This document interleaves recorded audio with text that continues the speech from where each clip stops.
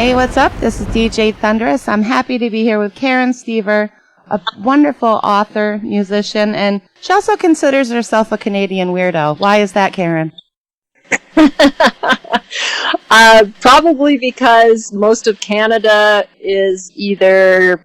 Now, that's not fair. There are some metalheads here, but there's a lot of country artists. There's a lot of what I call safe kind of folksy stuff.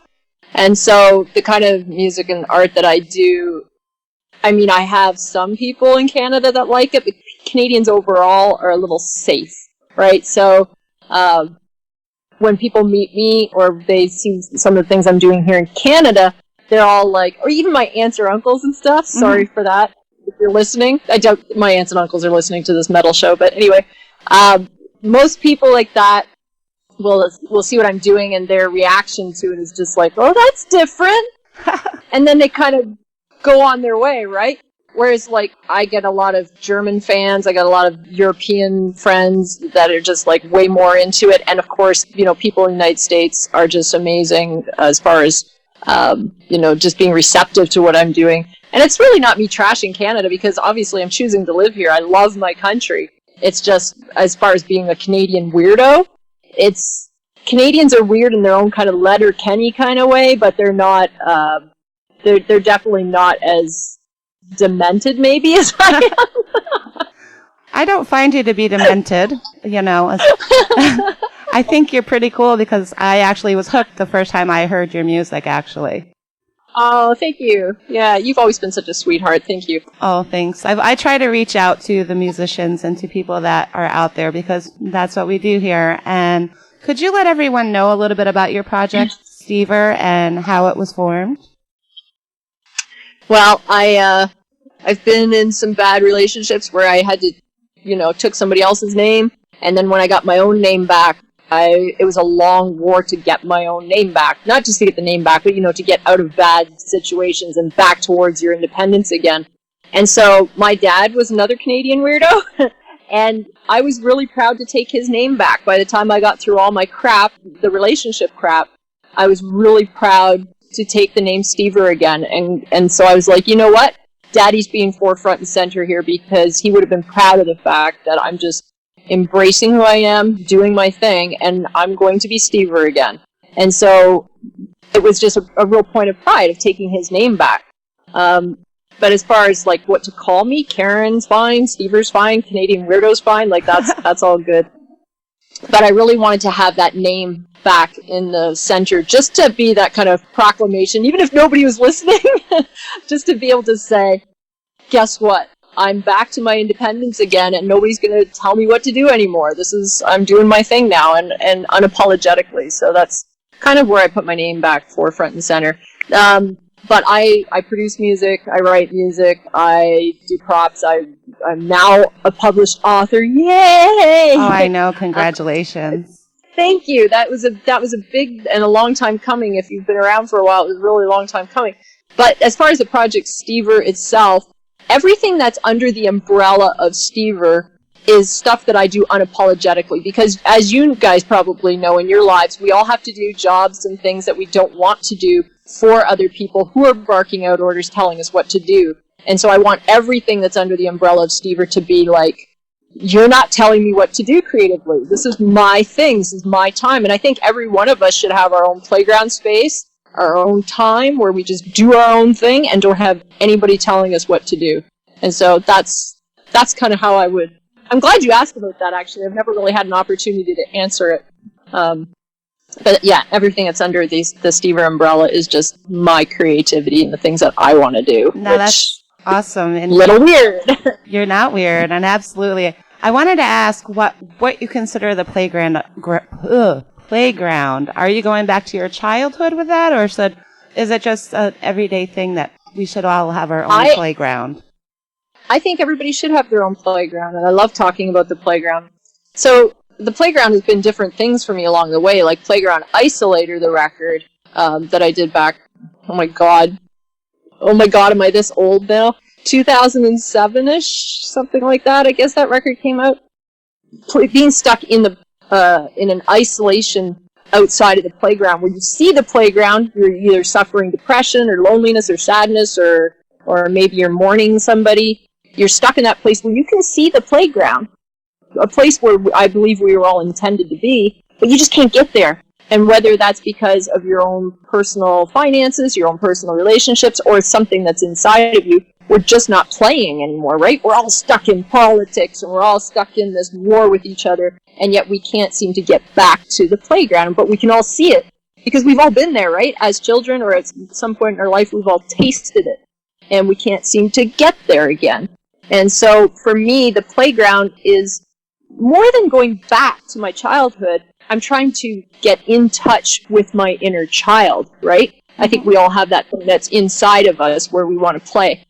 And you see people like, I have so many friends that work in factories or in jobs they don't like or in cubicles, and that's a really good example of like every day they're just listening to somebody tell them what to do, and they just want to play, right? They want to go on a vacation, they want to play on the weekends, they want to hang out with their friends, they want to go to the club, they want to do whatever, or they just want to simply go home and play their guitar. That's the playground. And that's the thing that they can't seem to cross the barrier. So my hope is always to inspire people to get back in touch with their inner child, even if that just means you're spending Friday night or Saturday night with your guitar in your studio, or you're painting, or you're baking, or you're just playing with your dogs, or whatever it is. Everybody knows what their playground is. We just don't know how to get back to it. So that's kind of the essence of the playground. That's cool. Now, your album was called Playground Isolator, correct? Mm-hmm. And tell us... And that's being isolated. Yeah, that's being isolated from the playground. Awesome. Right? And you had a track in there called Sicko. I was very interested by that. Could you tell everyone about that song? Yeah, Sicko's a sore place for me. That is the pinnacle, that is the summit of my depression. So I wrote that song cross-legged on my bed with a million pieces of paper in front of me, very upset, just crying. And it's kind of that thing. I remember taking a flight. I was living in LA at the time, and I had to take a flight from there to New York. I was working in a studio as a digital editor in a Brooklyn studio. And I remember sitting in the airport, just be like, seeing the people go by, and I just couldn't relate to any of them. You know, like, that's the difference between loneliness and being alone, right? Some of us like to be alone, but being lonely is a horrible place to be, and you can be lonely in a room full of people, right? So I'm sitting at the airport, and I remember just kind of almost rocking, just waiting for my flight to go, and I was just stuck in this loop. And that's where, oh God, I need to be sick, right? And so that's kind of where that kind of rhythm came from with this song. And then I was like, you know what, when I get back to my apartment, I gotta record this. And I recorded it fairly quickly. That's a song that came together pretty quickly after I got all the lyrics and everything. I got it recorded pretty quickly. And then I was like, you know what I'm gonna do today? It was like a Saturday or something. I'm going to just pick 4 places in my apartment, and I'm just going to record the video, and I'm just going to edit it in some crappy editing software like Vegas or something. and I went into the closet, did one complete take, went into my bathroom, did one complete take, went into the bathtub, did one complete take, like one in the kitchen, and then I just cut the 4 of them back and forth, and I literally had that video out within a day. I put it up on YouTube. And I think it ended up resonating with people because everybody was feeling what I was feeling around that time. And it's hard to say this because it's just so sad, but I became this kind of sadness magnet to people at that time, where they were just like, oh my God, Karen looks terrible, and it sounds terrible, and things must be going really bad for her. Guess what? Me too. I'm going to reach out to her. And all of a sudden we formed this awesome group that it caused my MySpace to kind of blow up with like 200,000 people. Wow. Where you know, just people were constantly talking about depression. And it helped me so much that, you know, I ended up doing the rest of the record.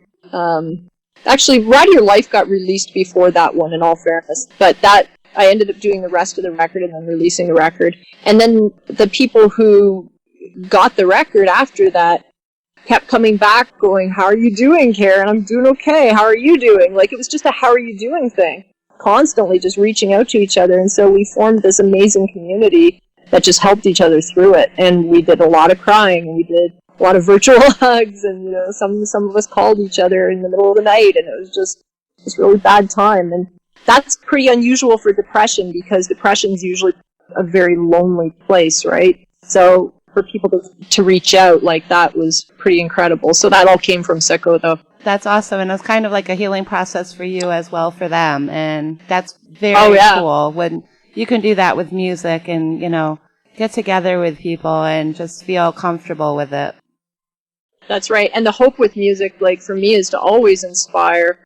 You want it to be cathartic for yourself, obviously, but then if you can share it and if it can affect somebody in a positive way, then oh my God, that's the difference between having a goal and having a purpose, right? Yeah. You're either goal-driven or you're purpose-driven. It's hard to be both, but you might have goals in your life, but to be able to have a purpose in life, that's not something everybody can say. Where you can say, yes, I do actually have a purpose here on this earth, that I affect other people in a positive way. Not everybody can say that, and I'm very fortunate to finally get to a place where I feel like I'm making a difference. And that doesn't even matter how many people. I've been fortunate to make a difference in lots of people's lives, but if you can make a difference in one person's life, or 10 people's lives, or 50, it doesn't matter. If you're making a difference, you have a purpose, that's an amazing place to be. Very rewarding. Very rewarding. Thank you for asking. Thank you for asking about Sicko, though. Oh, you're welcome. Now, moving forward, you had released another album called Idiot Savant. Why that name, and who are the characters in this release? Idiot Savant, yeah. So Idiot Savant was the record where I actually started feeling like I could be creative again. And it came from a song on, the creativity, I should say, came from a song on Playground Isolator called Funeral Mute. Funeral Mute was the first song where I felt like I could have fun with lyrics again. And so Idiot Savant was I was a wide open space where I could create. I wasn't in that depressed place I was at with Playground Isolator. I was in a creative place where I could play with words and have fun with characters again. So but the concept for Idiot Savant came from a song by Supertramp called The Logical Song. When I was young, it seemed that life was so wonderful, right? It starts off like that, and by the end of it, we become vegetables. And I thought, you know what? That's exactly what I'm trying to do. Everything that's within that song is we're meant to be on the playground, but then we end up like zombies, right? Like, you see that. Yep. You go to a mall, you go to an airport, wherever you go, and people are just walking around like zombies. Not the original intention for us. The word Idiot Savant, I actually questioned myself whether I should use something that could have been really incendiary like that with people, like that could create some, and it did, believe me. Oh, I'm sure. It did along the way. Had some, like, eyebrows raised. There are autistic children within my family. So there's some kind of external influence, but I wouldn't say there's any one person that's directly, who Ian is on the record, this young nonverbal savant who's only 9 years old. That's the main character of that. But back then, in 1939, where the record was set, a phrase like idiot savant, they had no problem calling you that, or retard, or worse, right? They did lobotomies on kids who were on the spectrum back then. And so I thought, you know what, I'm setting it in that time period. It's very true to form to have the name Idiot Savant be that for the title, right? So then I was just like, you know what, Karen, if you truly don't care what people think of you, then just go ahead and use the name. Like, I had to talk myself into it, and then I was like, okay, that's the name. I'm going to just take good or bad. But yeah, that's where the title Idiot Savant came from. It just took me a couple seconds to be okay with using it. Yeah, I can understand, but you know what? You don't have to read into it. You have to listen to it in order to understand the concept and to understand who Ian is. And it took me quite a few listens in order to understand, but I really understood it after hearing it several times. Nice, thank you. You're welcome. All right, we're going to take a moment here and listen to one of your tracks. Here's Juggernaut. Crank it up. Awesome.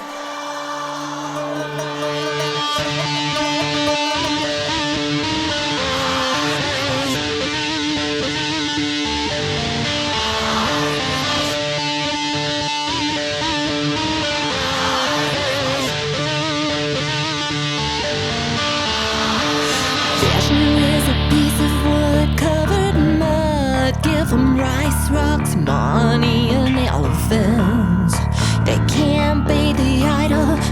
washes reflection and elephants. Oh, how is this relevant? The dusty crow nesting in the rafters, like some view-worn silence and solitude. You can't see her fledglings, but hear their plaintive cries, and she is truly who's unstoppable. It's impossible, impossible to think that you can own the title known as Mother Crow of Juggernaut. She won't approve the move of her juggernaut, and she'll debate it's her estate, it's her juggernaut. What? She found a vacant lot, a juggernaut, abandoned cot, a cozy spot, defend her home like a rover's bone. This Mother Crow of Juggernaut never let you resurrect the antiquated train wreck known as Juggernaut. What? Juggernaut. What? Stallions pulled the chariot and killed disciples with their wheels. The gods would give salvation in exchange for their devotion. Yeah, I can't believe what you've heard, but believe what you see. The thing is 40 feet and stationary, doubt it'd be in motion. See the dusty crow nesting in the rafters. She guards her view in silence and solitude. Don't know how long she's been here, won't know the day she'll leave. Yeah, she is truly who's unstoppable. It's impossible, impossible to try and dethrone the present reigning Mother Crow of Juggernaut. She won't approve the move of her juggernaut. Yeah, she'll debate it's her estate, it's her juggernaut.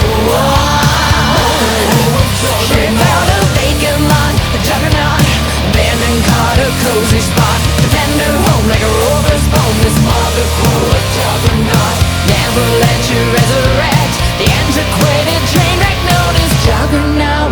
What? Not. Oh no, defend her home, yeah.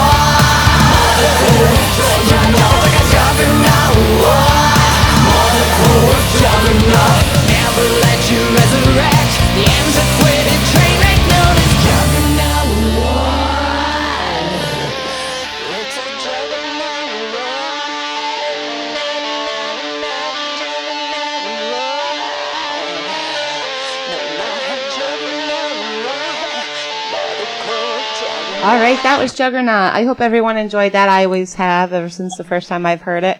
Could you tell everyone about that track, please? Juggernaut. Okay, so the whole Idiot Savant record takes place in 1939. It's World War II kind of time period. It's going to take place, like the book that we'll talk about that in a bit, I guess. But the whole concept is going to take place in 7 different countries, starting in New York, but it's going to end in India. In India, if you want to do some cool reading online, anyone, if you're out there listening, there's an Indian juggernaut is this massive, it's like a massive cart on big gigantic wheels that are taller than your head, and it moves through these festivals. And it can literally roll over people who are in front of it. And that's where the term juggernaut came from. You might have heard, like, in politics, like when Barack Obama won, he went through the states like a juggernaut. Or, you know, there's the cartoon character Juggernaut. Like, it's something that just runs you over. In this book, I decided to have an old abandoned Indian juggernaut, one of these, you know, big things with wheels that you'll see kind of in the video, be an abandoned juggernaut out in the middle of the woods, and it would become kind of like my Noah's Ark, almost. Somewhere that the kids could go and play, and just have, like, somewhere they can get away from their crappy homes and everything. And it's just abandoned, it's got vine crawling all over it, and there's a mother crow that's nesting up in the rafters, and, you know, just this kind of cool thing. So it was really super fun doing the video for that one as well, because we did all the props and stuff for it. But yeah, Juggernaut to me isn't so much. I wanted to take something that would run people over in India, but make it a play space, because that's something I did as a child. Like, we had an old barn foundation with old cars and places that we could play, and abandoned barns and shops and, you know, old equipment that we could play in, where, you know, vines would grow up over stuff. And a little kid will often, from a place of the spirit of play, and the child would, from their inner child, would look at it and go, okay, I could play with that. And so I wanted the children to view something like that as a play space. So that's where Juggernaut came from. And I also enjoy in your video how you know, do your props and everything, and you do them all by yourself, and you guys create that in your own way, don't you? Yep, and Mark and I do all the props. I do more as kind of the smaller props and stuff by myself, but then if there's something big that we take on, like the New York Library that's in green or something, or like the piano that you see me play on in green, like Mark constructed that, and then I go through and put chain on it and paint and do all the things that go with it. But it's kind of we're both in the wood shop working on this stuff. I know. I've seen you've worked on a lot. You've done skeletons, you know, crows. Crows you like to incorporate in a lot of your scenarios. I do, because I do like to incorporate crows, and why I make them such a big part of my life is because, first of all, I'm fascinated by them. They're such a bully, for starters. They'll just bully their way through life. They have a cast iron stomach. They can do anything. But the crow, to me, is a very misunderstood bird. Like, because we just think they're dirty, or they're black, or they're loud, they're obnoxious, and all those bullying kind of things that we see. But they're damn smart. Like, they're really, really smart. They remember faces, and there's just all these kind of cool things about them. But yeah, I just love them. And you might have seen the wings that I made for the video, where, like, I went and found, they're fake feathers, but I painted all these kind of colorful feathers black, and then one by one would glue them onto the wings that I made. It's it's super fun. I love doing craft work. You do a good Which job. reminds me, I'm glad you remind me, because one of the things I want to put on my KarenStever.com website is I keep meaning to put a props page there. It's the one thing that I need a few minutes just to gather up all pictures and stuff of my props, but thanks for that reminder, because I really want to have a props page on my website to showcase all this stuff. But you saw Ian. Yes. The main character, the grinder, the main character, those were heads cooked in the oven. Right? Really? So I just made those out of clay and then make all their clothes and stuff. And I try to, reuse things where I can, too. I'll go to swap meets and find things that I can reuse and just doll hair from another doll glued onto my doll or whatever. Yeah, I love it. I love making props because that's the essence of children, right? Children are into crafts. Yes, they are. Mark often calls it arts and crafts with Karen. Just what's Karen doing now in the kitchen? Just make a mess of everything. Well, actually, you do videos with it too, and your spiders. You like your spiders? I do. I love my spiders. Yeah, spiders have a much deeper meaning because of, I think I have one growing in my head, so that's a whole other topic. So, Exactly. but yeah, I do I do love spiders. Yeah. All right. Well, I know you had mentioned the track Green before, so let's everyone check it out and see what they think. Here's Green. Crank it up.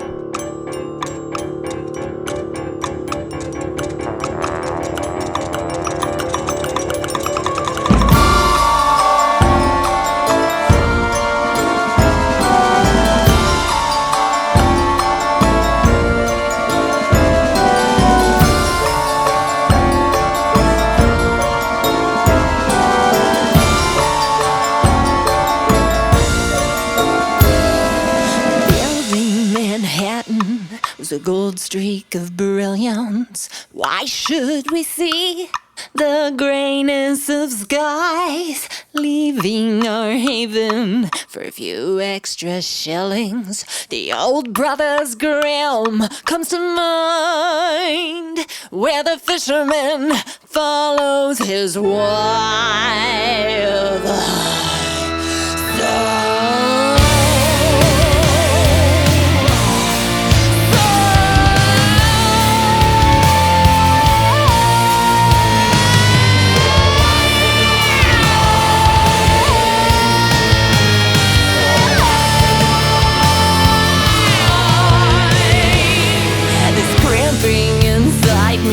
From a backseat positions, like watching a top spin out of control. A criminal transported, an alien deported. Is this how Alice felt?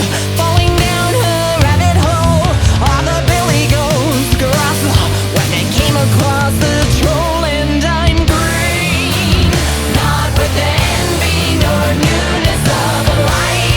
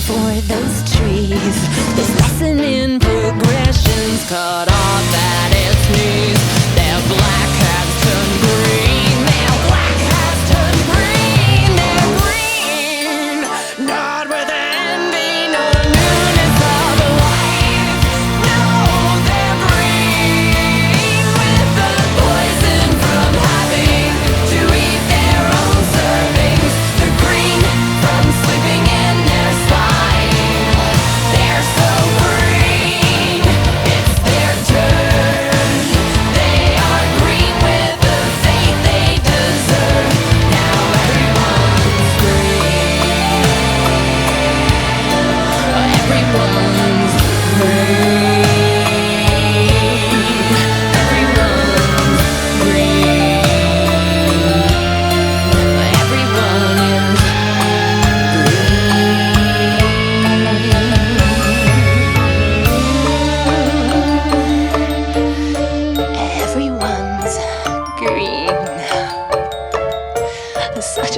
streak of brilliance.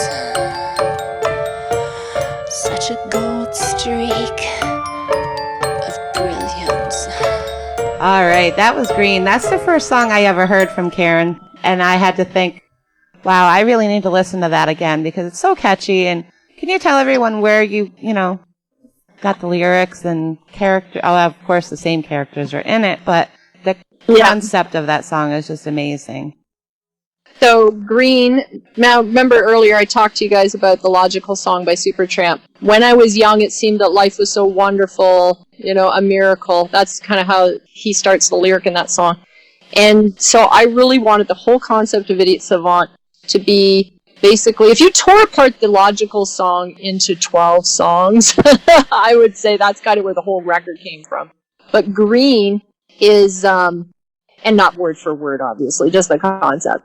The concept of when I was young, it seemed that life was so wonderful. Green is a word that I would describe as being either you're green at something because you're new at something, or life is green, like everything's green and new. Or you can be green and not feel well, right? Mm-hmm. So there's so many meanings to green. And so I wanted that to be in the story of Idiot Savant. It takes place at a carnival. Ian, who is this nonverbal savant who's very awkward and weird out socially, kind of his parents drag him to a carnival thinking, oh, you're going to have an awesome time here. And Ian doesn't have an awesome time. That's supposed to be, his childhood, and it's really super messed up. So he visits this carnival on an island, and everybody there is just too in your face, like almost in a Stephen King character kind of way, right? Like something crawling up out of the sewers. Like a clown or something trying to freak you out. And Ian's just freaked out by everything because, of course, he has this superpower. He's able to see the history of everything around it. And so the green that he's supposed to feel, that newness of life, becomes this, oh my God, I'm going to be sick. Yeah. Right? Yeah. So that's where Green kind of kicks off the record. But really, the record any songs that you hear are snapshots of the bigger story. So it's just it becomes a little bit more complicated, but that's probably the simplified explanation of Green.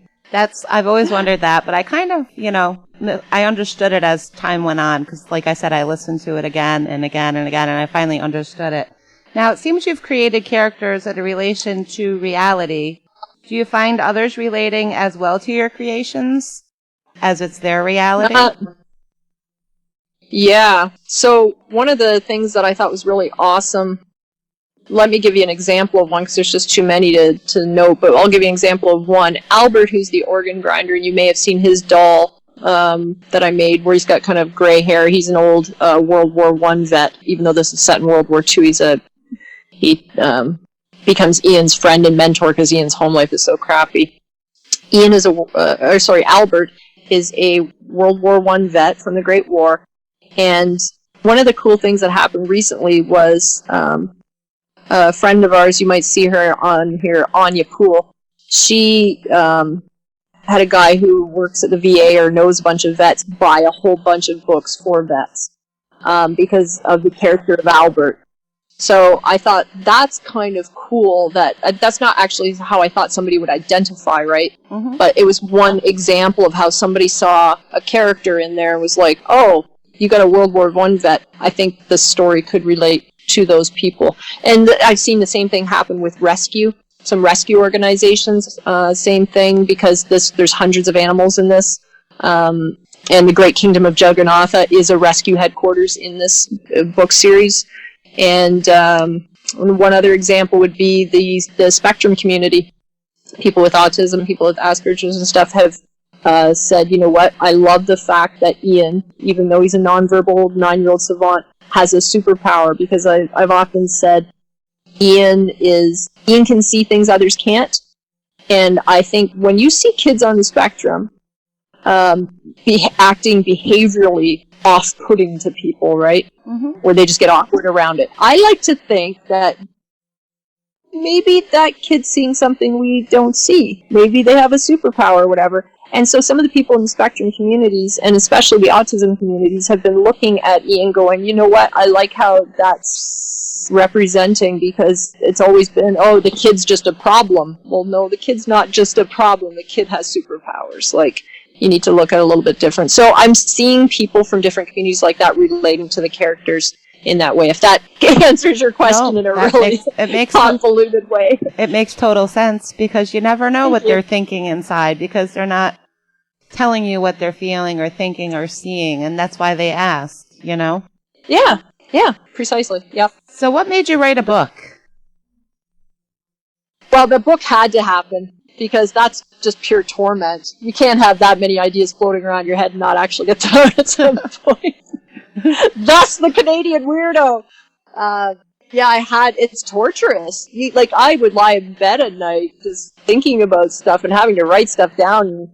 And how do you get everything that's in your brain out on paper? You just need 1,000 sticky notes just around at all times. Right. So the book did have to happen, but the book was always going to happen.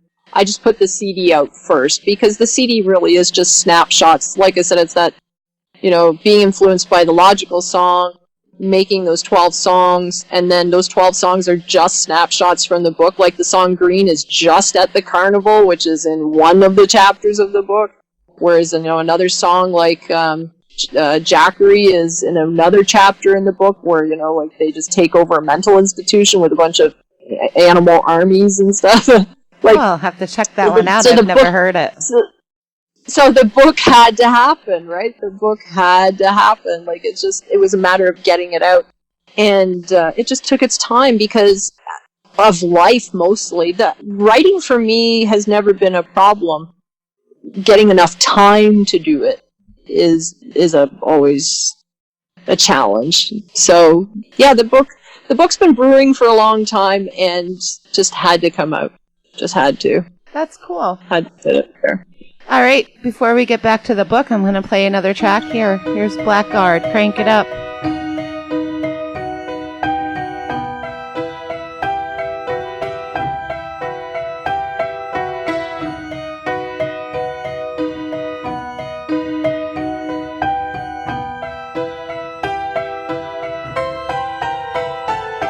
The way to cross the Red Cross, nurse and keep her cross, is to gather up the spiders from around the crazy house. They were hiding in behind the jars of horseradish sauce. They were screaming that they didn't want to live inside her mouth, but I assured them that the Red Cross nurse was just a ghost who'd been left behind and living here since 1910 plus 9.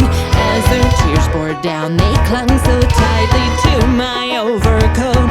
But then one by one they tumbled down to march in formal lines. Oh, little brave ones, mini soldiers, you'll make history when you're older.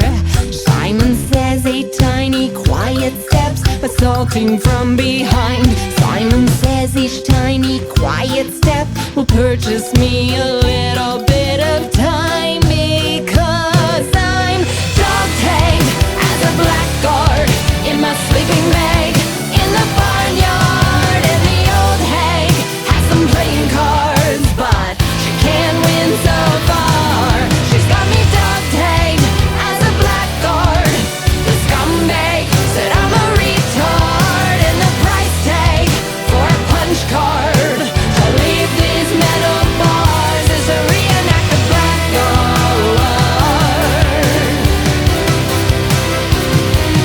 Reenact the blackguard.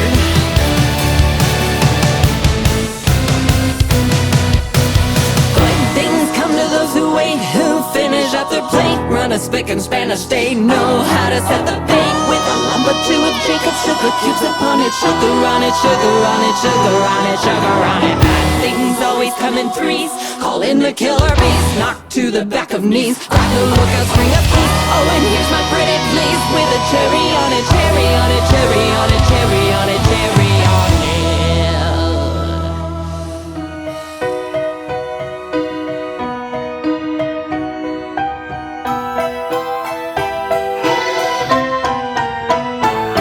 The way to get a Red Cross nurse to fly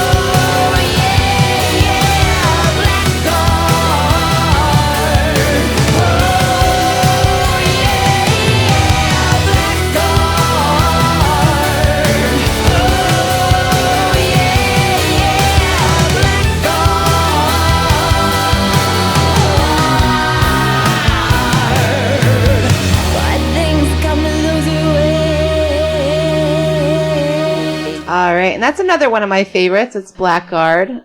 Kind of different. Kind of wonderful. That's the spider video. Yeah, it is. It's excellent. And I like the video to it also. You're not afraid of spiders? No. Not in reality, not at all. Good. Mice? Yeah, that's a real fear for people, right? Yeah. That's a real fear for people. Yep. So where does that land in your book?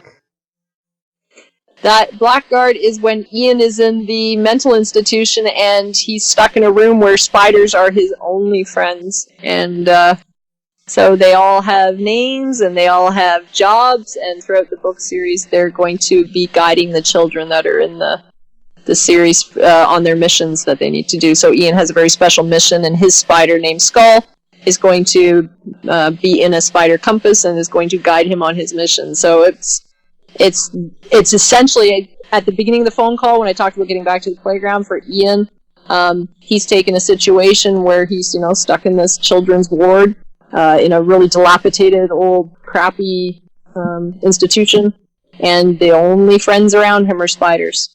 And so it's an opportunity for him to use both his imagination and these spiders. The only thing, you just use whatever's in front of you, right? I think we should all be doing that in our life, whatever's at our disposal to get back to the playground. Exactly. When you're doing your videos and everything, I'm going off track here, but I had a couple more questions. And go for it. Yeah. When you're doing your videos and you're creating them, you make your own props. Do you find that to be difficult to create like the older? What am I trying to say? The back to the 30s. Do you have a concept for that?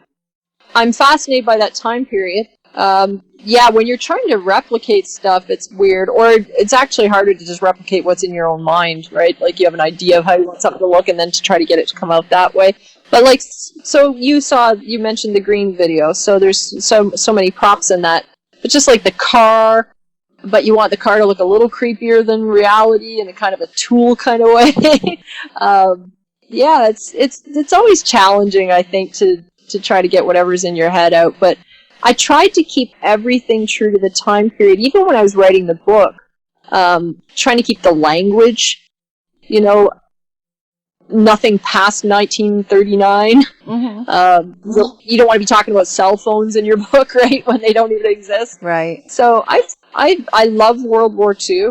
I've often said if I could do 3 records, they would be set in the 1800s, World War II, and the 70s. Like, they're just those time periods I'm just super fascinated by for some reason.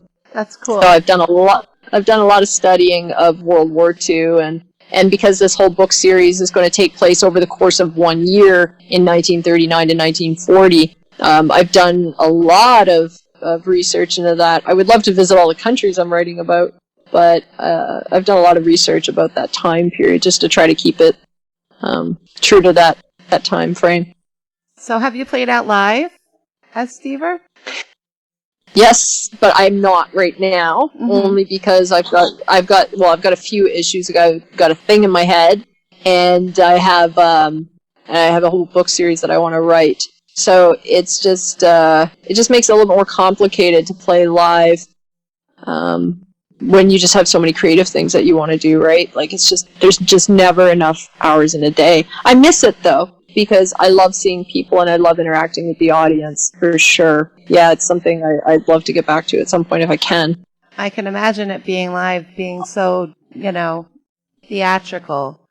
And what kind of... Well, yeah, that's the thing, is you want to be able to make it an experience for people, right? Like, I've never been into the whole just, put on a plaid shirt and jeans and go onto the stage. And I love that, some people can do that, but I really love the theatrics of stage. And so it just takes everything out of you to do it properly. Like, there's a really great group, Nightwish. Like, I would like to do it on that kind of level where you have the means to do it, you have the time to do it, you have all that kind of stuff to be able to just do it really theatrically awesome. Or like a Trans-Siberian Orchestra situation. That's kind of the level of live I would like to do. That would be awesome, and you could get a violin in there with you. I think that would be perfect. Oh, yeah. Love the violin. All right. I have a question here, and I don't know if you're going to be able to even answer this. This is something that I have wondered. If you could write a song to yourself back in the day, what do you think you would call it?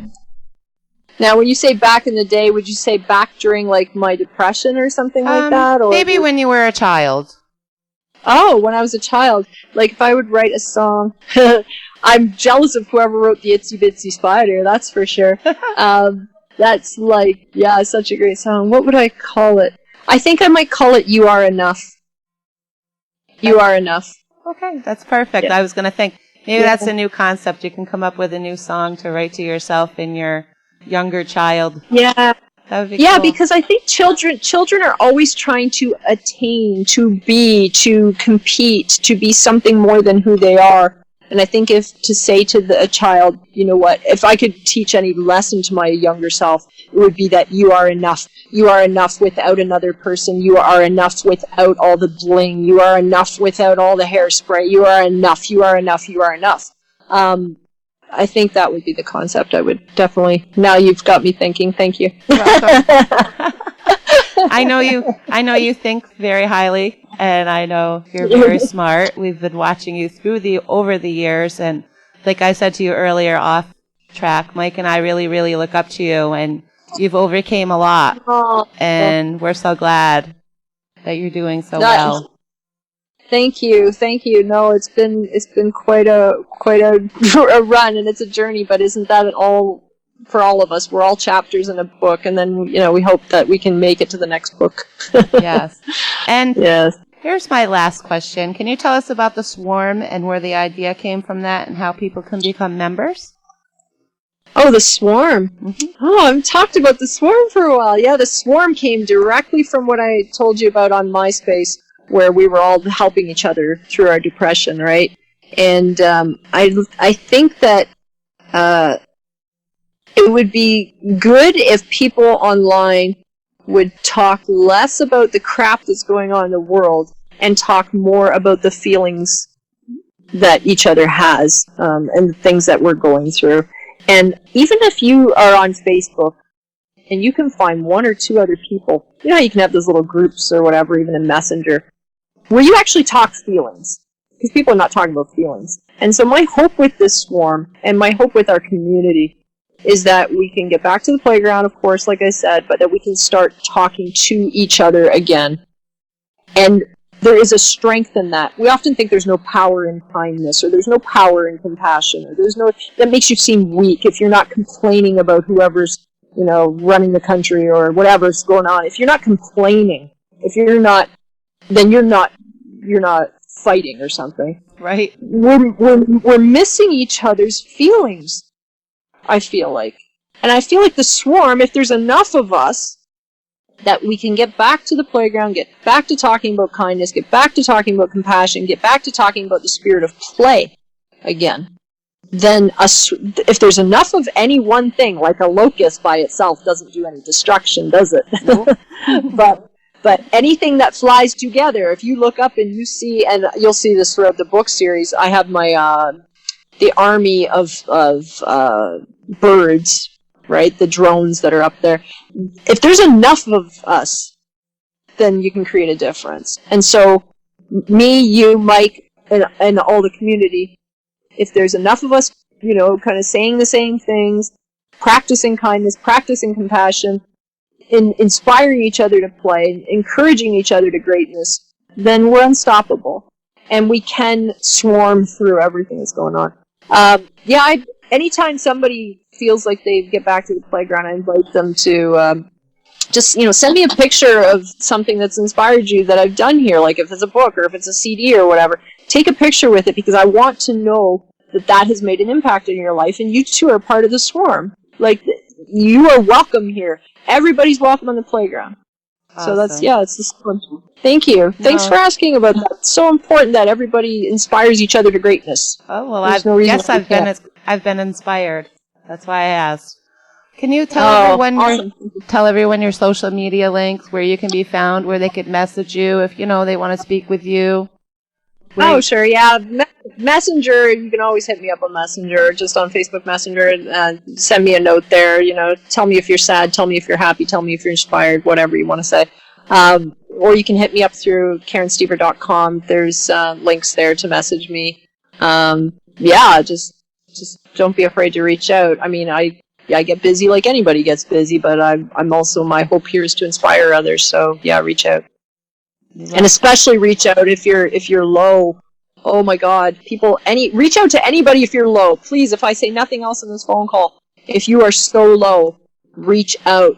Even if you don't know what you're going to say or you don't even know how to fix it, just show up. Yep. And that's another thing that shows up throughout the book. There's a guy he's a blind man and he's a tap dancer and he's a street musician, and he always tells the kids, all you got to do is show up. You don't even have to have all the answers, just show up. And so, if you might not come to me, but go to somebody. If you're depressed, if you're sad, if you're lonely, if you're suicidal, if you're considering hurting yourself in any way, just all you have to do is show up. You don't have to have all the answers, just reach out. Reach out to somebody.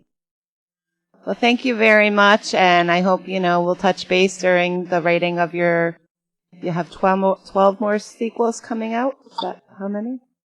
I didn't even ask how many. Oh, actually. yeah.